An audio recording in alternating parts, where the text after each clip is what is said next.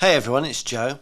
Welcome to another episode of the Future Business Analyst podcast. My guest today is Samuel Gazimbi, Business Analyst Consultant with Assurity Consulting.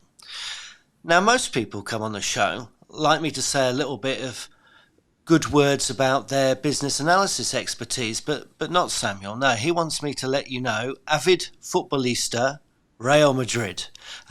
Welcome to the show, Samuel. Thanks for joining me today. Hey, thanks a lot, Joe, for having me. And Hala Madrid. Yeah, we've got enough to contend with the future of business analysis. So I'm not going to bring up the contentious topic of football and football teams. I love your story, Samuel. I followed your story closely. I think it's a great story. I've been fortunate. I've been blessed to be a part of your story at times as well. But for those of people who perhaps don't know you so well, won't you just share a little bit of that? Just recap sort of how you started and where you are today. Yeah, thanks a lot, Joe. I think maybe you might have understated your role in that story. I think you're a very big part of mine and a lot of other people back home in Zimbabwe's story when we started off. But to answer your question, I think my story kind of starts around about 2014, 2015. I was working in an insurance and financial services company in Zimbabwe, in Harare. And basically, I was working in IT support, mostly in infrastructure, a little bit of system support, etc., at that point in time. And I was kind of having to think about where I wanted to go with my career, like possibly in the next 20 years. Where would I see myself maybe when I was turning 40? What kind of a job would I be doing? Okay. And to say the least, I mean, I wasn't overly excited to be carrying around network cables or, patching switches and that kind of a thing. Uh, and be 40 years old, I think that was just not for me. So I started to kind of think around what could that future look like for me. I loved the stuff that we did in IT. I love how we powered the business and how, everybody in business was kind of dependent on what we did to kind of get their stuff done. But I also kind of felt a sense of loss at the fact that we seemed so far away and removed from, the influence and the opportunity to kind of influence what the business was actually doing. And for me, I think that's where it begins because I started then researching, did I need to maybe leave my IT career behind in order to get maybe into some sort of a business role? Okay. What could that future look like? And somewhere on the internet, I stumbled across this thing which was called business analysis. And to be honest, for me, I think when I first looked at it and read about it and stuff, it probably sounded, or I thought it was maybe more business, less IT. Okay. But the more I kind of discovered it and I think connected with you guys and the community that was in South Africa, because obviously in Zimbabwe it wasn't a big thing yet. There wasn't a lot of activity, if any, around it.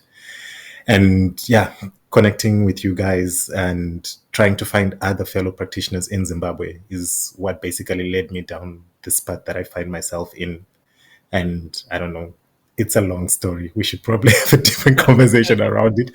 But to summarize it, I found Joe Newbert, I found Adrian, Ryan Foster, and the IIBA South Africa community. And basically, we salvaged some practitioners in Zimbabwe and started what became the Business Analysis Community of Zimbabwe, now a registered chapter. I think approximately 8, 9 years later. So yeah, it's Yeah. it's been quite a journey. It's a remarkable story. I mean, like, well done to you for founding the Zimbabwean chapter. As you say, you sort of, well, I'm not sure that salvage is the right word, but constructing the community that you have there is just. I mean, it really is incredible. An incredible moment, I think, and I remember the passion the people there had for this. It was just quite incredible. Um, And now, I guess you brought us to the present day. Here we are. So rather than looking to the past, let's perhaps cast our eye a little bit to the future. Based Yeah. on your experience, that you've had in business analysis, what sort of things can you see that perhaps lie ahead for us? I think generally for business analysts, I think at this point in time, I can say for sure that I've seen what's been a gradual shift. I remember some of the first conferences I attended around BA. There was a very overarching talk around, understanding what the role is. It was very technique focused. So there was a lot of, I don't know, maybe because that's where I was in my journey, but it felt to me there was a lot of discovery, about BA. Who are we? What's our space, our place in this whole business and technology space? And I'd like to think that there's been a shift, in my opinion, in the past couple of years. I think a lot more post COVID towards what will business analysis be in the future. Possibly maybe because of the whole pandemic situation, people started kind of thinking about the future a lot more. Yeah, And I did. obviously, your career is a very big part of that. But I think what I see has changed, and is kind of the conversation now is more about what will BA be in the future? Where do we find ourselves? People seem to have come to an acceptance of the general definitions of what the business analyst role is, where it fits in within the business, the business structures, and what kind of value we bring. And now we're kind of looking at defining where to from here. What kind of influence can we have going into the future? So that's kind of been my experience of the evolution of where we've been and where we are with business analysis right now.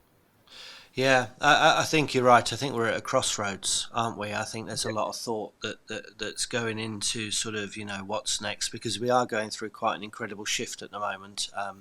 Yeah, yeah, Just from a human perspective, I think with things like the pandemic that you've mentioned, but also from a technology perspective with things like yeah, AI, certainly on our doorstep. Let's talk about that a little bit, about that definition of business analysis. Tell me, in your mind, what is it? You did mention that sort of we've been struggling a little bit, perhaps, to sort of get an identity. So, in terms of you finding your identity in business analysis, what is that? well, for me, long story short, Joe, and I'm afraid this might become a recurring thing. For me, business analysis is about value. It's about discovering value. It's about facilitating the discovery of value. It's about managing that value, through the evolution or the delivery of that value. So whatever that may look like, it may be a technical solution, it may be process change, it may be, strategy setting, etc. But I believe that business analysis is about facilitating a discovery of value, managing that value, and possibly kind of planning for the future of that value. Really, I don't know if that's a bit high level. If you want me to go a little bit deeper of No? what I think about that, but yeah, that's where I Well, feel like business analysis sits for me. okay. Well, I'm happy for you to steer this conversation wherever you'd like to steer it. My job here is really, I just like a conversation with you. I'd like to understand what Yeah, you see, what you've experienced, what you think. I think you've yeah, got tremendous experience, and I value what it is that you see. And using yeah, that word value, let me focus on it for a while. I want to go back to that little bit of perhaps not knowing our identity again as well. Um, yeah, I think BAs have often struggled to sort of say, this is who we are, this is what we mhm, do, and yeah, get that value across to people. And I'm yeah, actually going to circle back to your beginnings here with the chapter in Zimbabwe, because what I would be keen to hear from you is to grow a chapter in a country that didn't really have much volume of business analysts. You had to be yeah, quite persuasive, you had to persevere, you had to influence. And so part of that, I assume, and maybe you're going to tell me I'm wrong here, but is getting across the value of business analysis to people so that you could create that community. What kind of guidance perhaps can you give me to sort of help convey value to the ears that might not quite understand what it is that we do? Yeah, I think you're absolutely right, Joe. It's a lot of negotiating. It's a lot of influencing. I think that's a big part of it.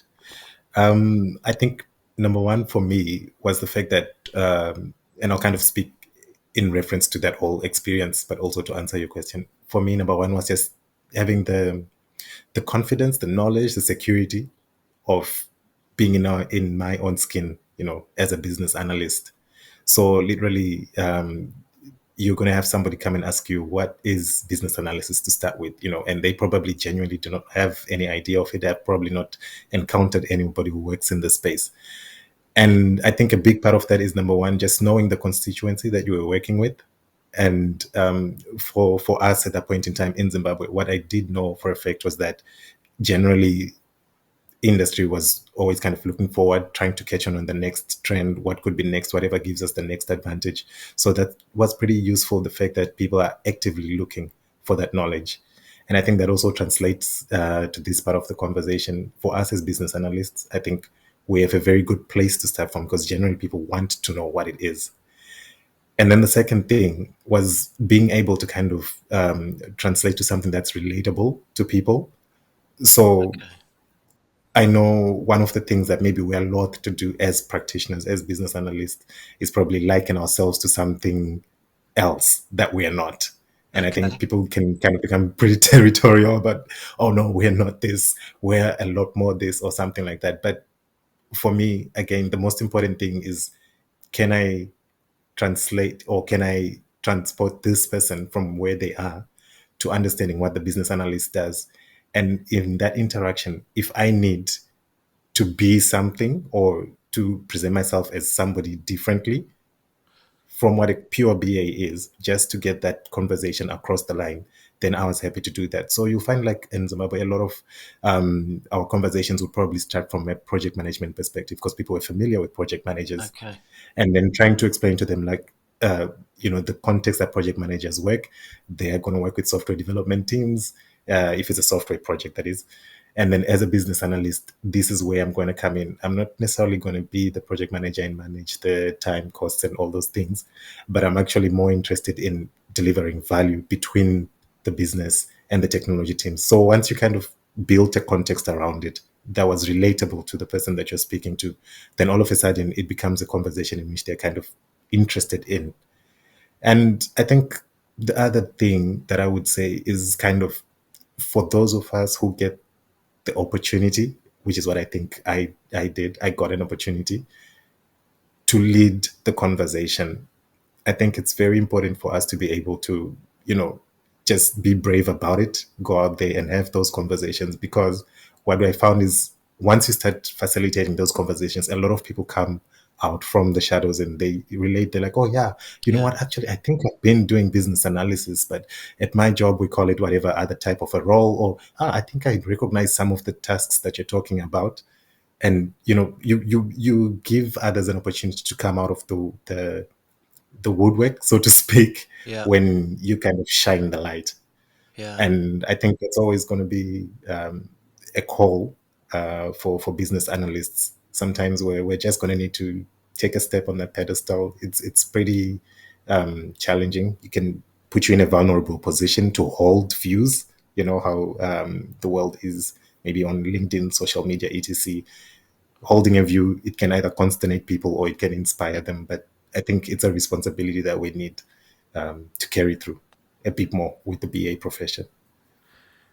Yeah, no, I agree with you. I think having conversations and talking, as you say, it can polarize, right? Like some people can Yeah, agree, some can yeah, disagree, and yeah, that's okay. It sparks a conversation. I think through those conversations, we start to understand all of the nuances and all of the different aspects of this. Because as you say, business analysis does happen under many different sort of names out there. Um, yeah, I also liked what, yeah, it was a nice little tactic that you've got there. It's not quite the analogy to use because business analysts aren't wolves, but it's a bit like a wolf in sheep's clothing, isn't it? Like I will go in as a project manager, but really underneath I'm a business analyst. And then, as you say, the jobs in their goals are no Yeah, different, really, are they? It's to create some change and to move people from point A to point yeah, B. So I think that's a really good little wedge in that you had there. yeah, Another couple of things that I liked what you said is one, having the skills and the confidence, or having the yeah, confidence in your skills, and that made me think of like foundational skills, transferable skills, the skills that will yeah. live on regardless. What kind of skills into the future do you think we have now that are going to remain like a key part of what we do? I think the one that comes top of mind for me is skills around relationship building primarily. And I think I picked this one more deliberately because I think a lot of times our conversations devolve into, the technical stuff, the technology. What techniques do you use to maybe do requirements elicitation or to facilitate this and that? But for me, I think the biggest skills and powers that we bring as BAs is probably relationship building, being able to connect people together in projects, regardless of what their background is, what roles they are on the project to fulfill. So I think that's a very fundamental skill that will carry on and that we probably need to nurture a bit more going into the future. I think another very big one is around contextual thinking, being able to bring together different ideas and different perspectives and domain knowledge, whatever technical tools and stuff that we have, and being able to pick the correct or the most applicable one at a moment in time. I think for me, those would be the two that I go to the most. Um, I try to kind of steer away from being maybe picking a specific technique or something like that and say, hey, look, I think maybe user stories, if we're talking about agile, are going to be the way forward for me because I think those things always will evolve. And I Mm, think right now we are actually seeing a lot of evolution in the tool space. yeah, And what's been interesting for me to see as that has happened is kind of how an evolution in the tool space has had a ripple effect around BAs and kind of thinking, oh, what will we do now since tools can do this or AI has come into the picture? So, what next for us? Is it the end of BA as we know it, etc.? I don't think maybe tools are necessarily our biggest asset that we bring to the table. I think relationship building and being able to think conceptually and contextualize different issues and variables is very critical for us. yeah. Those soft skills, relationship building, rapport, uh, just being able Yeah, to hold conversations with people, probably having some compassion and empathy for them yeah, too. Definitely there's okay. So a bigger focus on that. So you feel like some yeah. of these techniques are going to go away as well. Did I sort of hear in there? I'm not sure if I did hear it or not. So let me clarify. But did I hear in there that you think that maybe some of these techniques could be something that could sort of AI might assist with in future? Is that what I heard?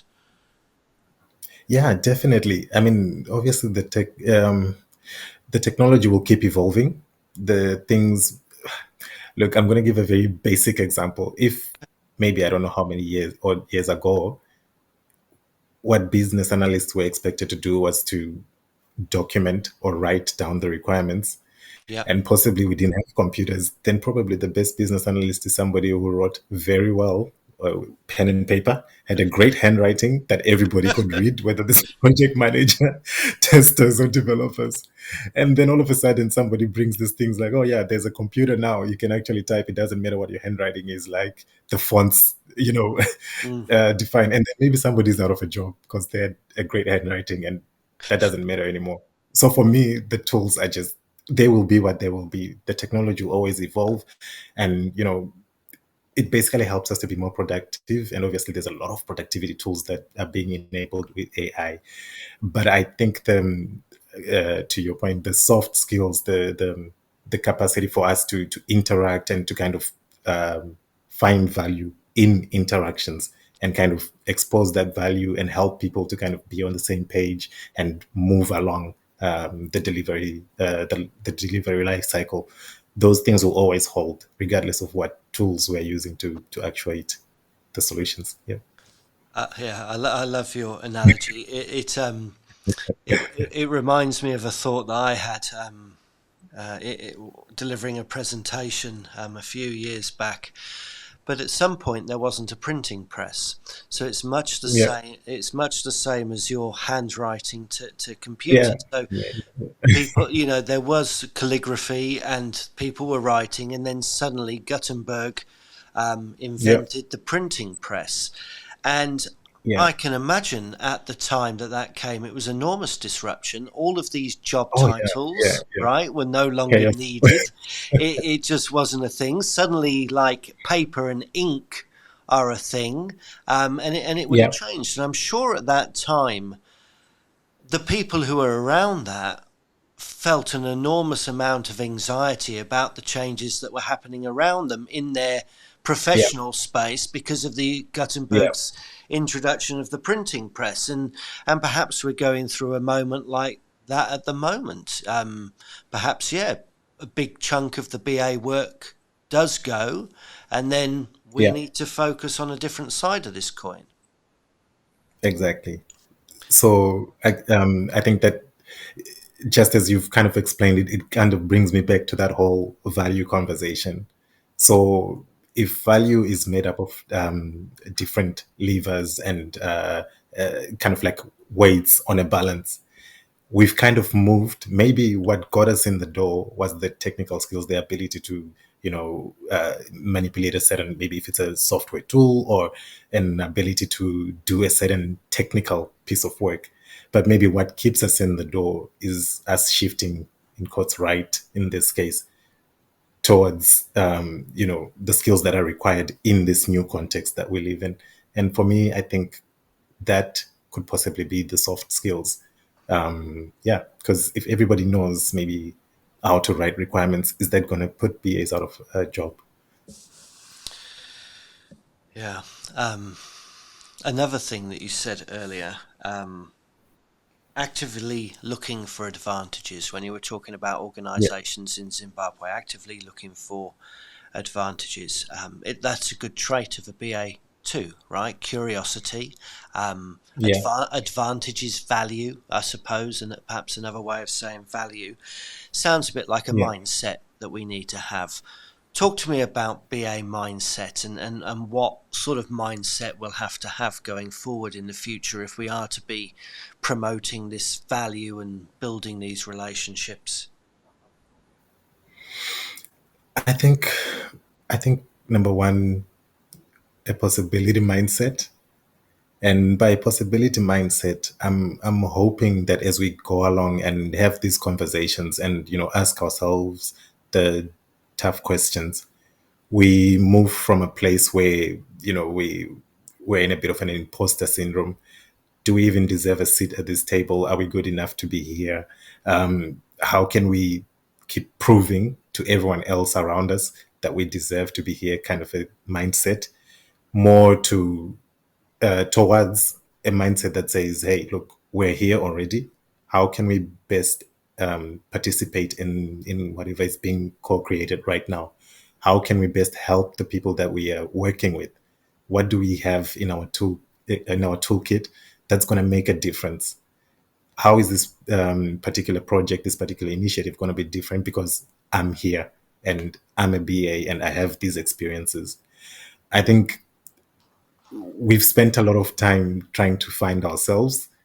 And I guess, I don't know if for sure we ever will have a day when we say, hey guys, everybody ring the bell. We found it. We've pinned the tail on the pony. We know what this is. Or if we just need a mindset that says, hey, look, we're going to accept that there's going to be a certain level of ambiguity and there's always going to be a certain level of flux. And that's okay. We're okay with the fact that we're growing, we're always evolving. But for now, we're going to focus on, based on what we know about who we are, where we've come from, and what skills and tools we have, what's the best way for us to contribute. And I think for me, that would be a very powerful what do you call it? Mindset. Mindset shift that we can have as BAs. Maybe let's have more conversations about how best can we contribute, and maybe a little bit less of do we deserve to be here kind of conversations. Yeah, yeah. I think imposter syndrome, like that. There's almost a lack of confidence. Like we're not sure. We're Yeah, teetering on the edge. I like the exactly. idea of Yeah, showing up with a little more oomph, and yeah, saying, "Here we are. We know we yeah, can add some value yeah, to it." yeah, yeah, You mentioned in there another mindset, possibility mindset. I yeah, want to come back to that. As BAs, one of the things that we do is come up with options, right? You can do it this way or you can do it that way. This way is going to cost this much and take so long, and that way is going to cost this much and take so long. We present yeah, options and we weigh up and we recommend, and somebody will make a decision. I feel like options are right in front of us, like they're here, they're mhm, a course of action that we need to take now. yeah, Possibilities sound a little further away to me. That's why it sort of jumped at me. I'm thinking possibilities is a yeah, bit more future thinking, it's a little more mm, just open minded and experimental. Um, yeah, it means that we perhaps have to look at the horizon, right? Because I feel like we sort of look on what's right under our nose most of the time, but perhaps we have to lift yeah, our yeah, head up and look to the horizon, which yeah. leads me nicely to, what sort of things do you see on the horizon? I mean, I know there's AI. Um, you can talk about that if you want to, but I'm wondering also if there's perhaps anything else that you see on the horizon. For BA, interesting. I think definitely right now AI is kind of like the big thing. But what I kind of see on the horizon is hopefully BAs staking a claim in the C-suite. Okay. And by staking a claim, I don't necessarily mean us getting the title. I don't know what that title would be, executive BA or something like that. I don't know. But more having a seat to influence at the C-suite level. I think a lot of what we have right now, which is really great that we even do get the access to, is a lot of access to C-suite, to pretty much kind of get the DNA of what they want done and facilitate that happening. That's I think that part is very well covered and well done in this day and in this age. And what I hope is if if we keep doing great work with the guys in C-suite, hopefully we get ourselves to a point where we get invited to the table. And I think invited is kind of the nice way of putting it. But otherwise, we just probably need to get up there, pull a seat, pull a chair, and make ourselves comfortable owning a bit of that strategy piece. And the reason I say this is because, and this is my thinking, I feel like maybe a piece of why we feel like maybe we don't get a chance to influence as much as we can, or possibly to have as much respect as we think we should have as a profession, is possibly because we don't own the risk as much as we Okay. possibly could. I think as BAs, when once we ask for a seat at the C-suite, then we're saying, "Hey guys, this is the whole pie called risk. We are willing to eat the pie and to own a piece of this risk with you guys and be part of the team and work, shoulder to shoulder with everybody else who's on that table." So I'm talking about BAs being in a position where we can also influence and also be part of the strategy and also own KPIs that directly impact on strategy. And I think once we're able to get into that level where we're stakeholders at that level, we also own risk, then we can also have a voice that actually counts and that matters. And possibly organizations can drive better outcomes because it's no longer we discover value somewhere down the chain. We actually discover value right at the beginning, where the hard conversations are being had, where we're baking in value and all the things that we bring as BAs into the initial conversations that are building these organizations and building those objectives that we work so hard to, to meet and to satisfy. So yeah, I think Yeah. That's a really interesting idea. I know in your response you dropped the words KPIs. I was just thinking, how yeah, can I just steer you towards KPIs? But you brought us here. So thank you. That's a really interesting idea. Okay, so yeah, some we do as BAs. We have access from the top to the bottom. You know, yeah, we're that chameleon who can sort of blend in and speak because it's that relationship building, so we can know the words, you know, how to build rapport with people. Um, yeah, so we sort of already do have a little in. Um, yeah, and yeah, your idea of walking in, sitting down, and making yourself at home, you know, yeah, putting your feet on the table almost without yeah, being asked. I was thinking, yeah, okay, but then you gave a really good strategy to do that. What are the KPIs that matter to them? And please give yeah, me ownership of those KPIs, or not necessarily all of yeah, them, one or two of them, yeah, yeah, and let me go away and find some answers to make these KPIs better. As you say, you're taking some ownership. You're yeah, sort of putting some stake in the game. yeah, yeah, What kind of KPIs might you consider? What sort of things? Because you also then mentioned that we've perhaps got some lower level KPIs that we typically focus on. It might be the efficiency of a process. It might be a number yeah, of dodgy products that have produced errors, returns. You know, it's all sort of low level, still metrics, right? KPIs. yeah, But yeah, yeah, but what yeah. sort of ones at the top might we start to play with? Now I feel like I should have done some homework before I came on. Off the top of my head, I think I'm looking at the CEO as the head of that C-suite or the board or um, of execs. And obviously he has KPIs. I know they probably have KPIs around financial deliverables, the P&L. They're probably going to own that. We've got people sitting there who are owning some stake in the marketing. There are people who are owning some stake in product delivery, etc. I think for a BA, we probably want to be in a space where, yeah, possibly close to how our products perform in the market. So yeah, we could also possibly take on some of. I think that's probably going to depend on the organization, really, at the end of the day.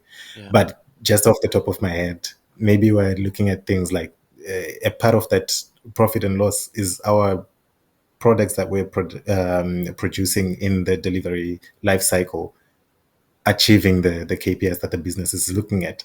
Are they being profitable? Are they having enough sign-ons, if that's what we're using to measure? Are they hitting the retention marks, etc.? Yeah. And if we can get to a place where we can define what those KPIs are and possibly match through how the BA's work has impacted on those right through, then I think that would be a success of sorts. And that would allow us to get into that conversation. Right now, I feel like the KPIs are put on the project. Yeah. And so whoever owns the project, if there's a program manager or a program exec or whatever, the CIO or whoever owns that piece, is the one who gets the flack for it if it doesn't work, or the kudos for it if it does work. But also, as a result, it kind of puts the ceiling on what the BAs can contribute to that specific conversation. Because at the end of the day, it's just going to be, oh yeah, the project team did this. but what did the BA do specifically? And can we trace that value right through to, the highest level of business objectives that we're going for? If we can, then maybe this person needs to be also influencing or contributing to this conversation about how we mold those decisions at that level. So I know I haven't given you a specific set. I'll probably need to go back, sit down and figure this out. And maybe I might just come back to you and say, hey, Joe, I figured out. I know the KPIs now.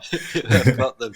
No, Yeah, yeah, no, but I think your answer was good. There is a P&L, there is finance.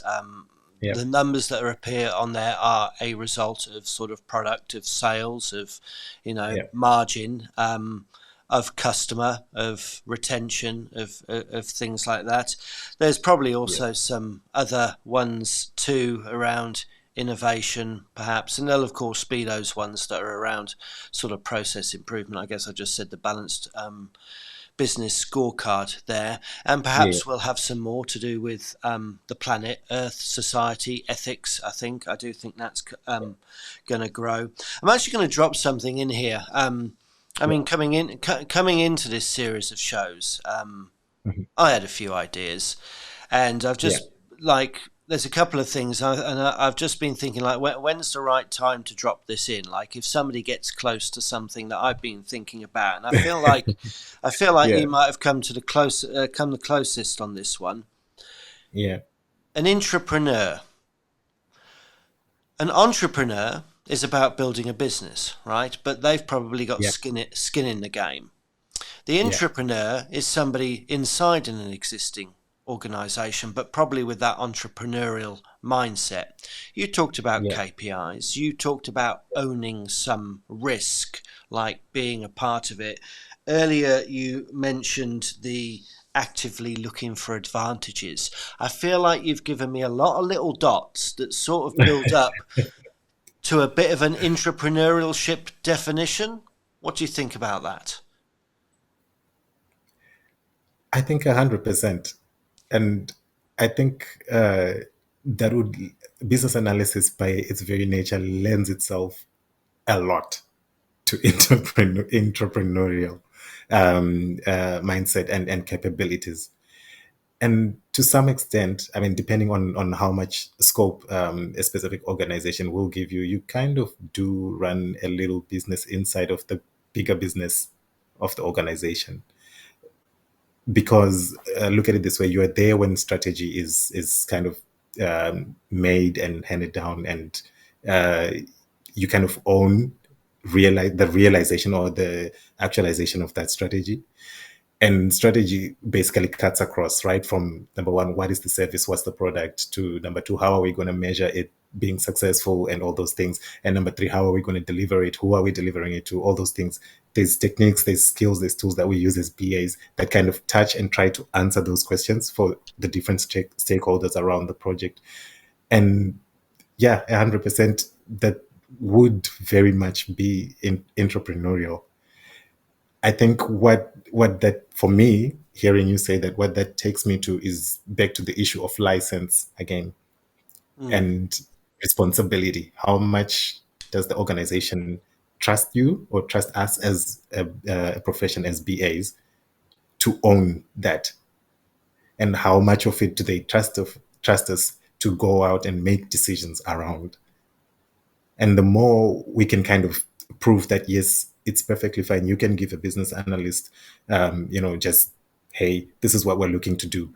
And then let them go and figure out all the little bits and pieces that make that thing happen, and actually let them run with it or build a team around that mm, and deliver that thing. Then I think we're kind of shifting. Right now, I feel like business analysts sit in as, obviously, as part of the team, in a corner as a consultant. So I will go to this guy to ask him his thoughts and his ideas, or to ask him to kind of illustrate a certain value or certain attribute of the value chain for me, just to confirm my thinking. But I will keep ownership of this thing, and again, risk for it, and go and make sure that it's delivered. But possibly that's something that I could hand over to this guy if I trusted them enough, and I know that they're capable of doing it, and if they've proven that they, consistently deliver the value. So that for me happening is probably at an institutional level as BAs across the different levels that we work. We need to keep putting ourselves forward to say, hey, look, we're available and we're willing to do this. We can illustrate that value delivered. Yeah. I Yeah. think as you're talking, as you're saying, have we got the license to do it? And Yeah. it's not to say that getting our license is anytime soon, but I think for Oh, me, yeah. a mindset is a Mm, behaviour that we have to demonstrate that just starts to lead us down the right paths, and we might be yeah. walking down those paths for a little while, but Mm, at least it's the right path. yeah. A word that you used in your response, you've possibly said it in under a different guise in this, but Yeah. that's fluidity, like Oh, yeah. fluidity of BAs and the skills, and even now with this entrepreneur, and you're talking about, we'd need a degree of fluidity, wouldn't we, Mm, in sort of yeah. exercising this kind of mindset? Yeah, yeah, 100%. And again, I like the word fluidity that you bring in because for me, it goes back to one of the key points that we talked about before. That as we go forward, it looks like for me, fluidity is kind of like a soft skill. So your ability to recognize the context in which you're operating and how best to exercise your skills or to present yourself in a certain context. And again, that's probably not going to be like a hard skill that I'm actually going to put on a on some framework on a canvas on my computer and say, oh, this is the fluidity construct and etc. It's for me more a soft skill, your ability to recognize the opportunity, your ability to then adjust whatever needs to be adjusted so that you operate at that level. And I think, again, emphasizes the point that for BAs as we go forward, possibly we need to kind of have a relook at some of those soft skills that used to be complementary and see which ones become a bit more fundamental as we move forward. Because again, the demands of the business are changing. The stuff that we used to bring that maybe was hard skills, are getting passed on to tools and to technology, platforms as a service.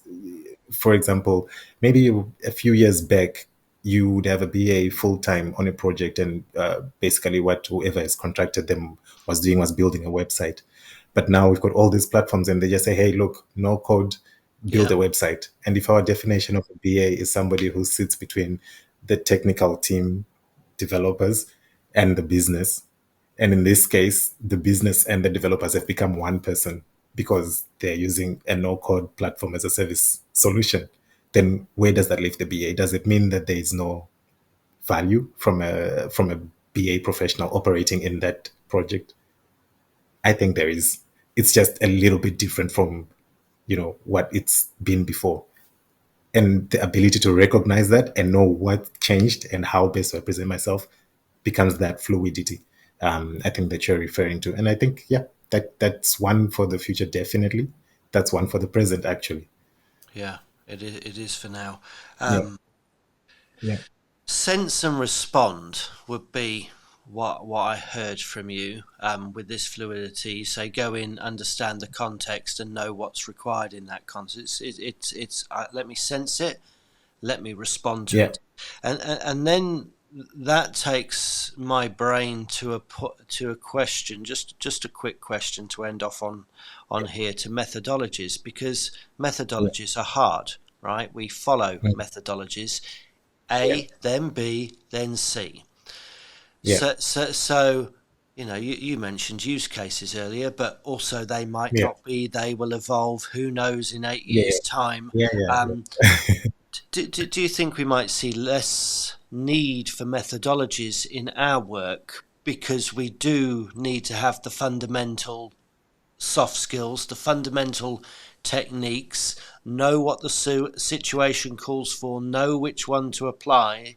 And if that's in us, then we don't need a recipe book to tell us how to do it. Okay, so I don't know if methodology is exactly the same with frameworks, because I've been playing around in this framework space of late, so that's kind of what I related to the most.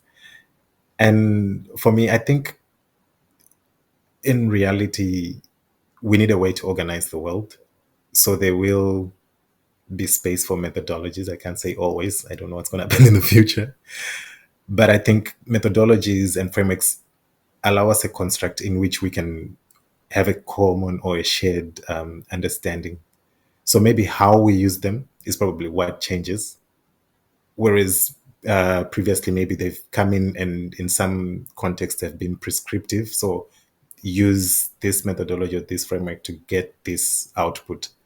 Obviously, the methodology was developed at a point in time and there was a context around it. And so it applied. Maybe now we look to the methodology or framework to organize our thinking.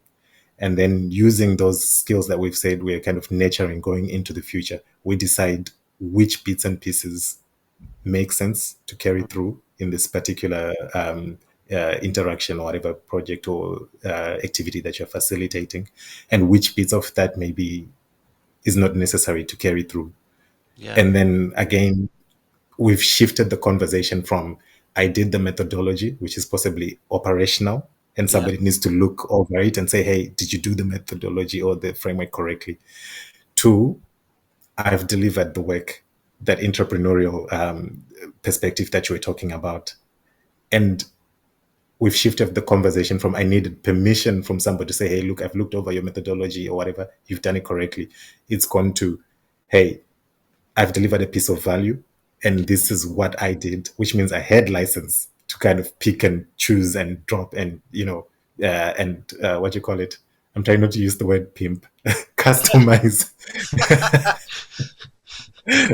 Customize my solution. Okay. Okay, yeah, And we got to look for the yeah, value in this stuff, right? And yeah, see if there yeah, is still yeah, value in this stuff when we look to give exactly. Yeah, value. yeah, This word values come up a lot in our conversation tonight, and it's going to come up one more time. I'm going to thank you for the value yeah. that you gave this conversation tonight. It's been wonderful talking to you as always, Samuel. Thanks for coming on. I appreciate you being here. No, thanks a lot, Joe. I think I've had a lot of fun just kind of uh, peeking into the future and just also hearing your thoughts and your insights around these questions that you've posed. I think they're quite interesting. I still need to go back and look at the KPIs for strategy. No, It's a little bug I have. as I say, I have the easier job of the two of us because I get to ask the easy question and you have to answer that, which is somewhat more difficult. But thanks again, Sam. Yeah. It's great seeing you. I look forward to our paths crossing again.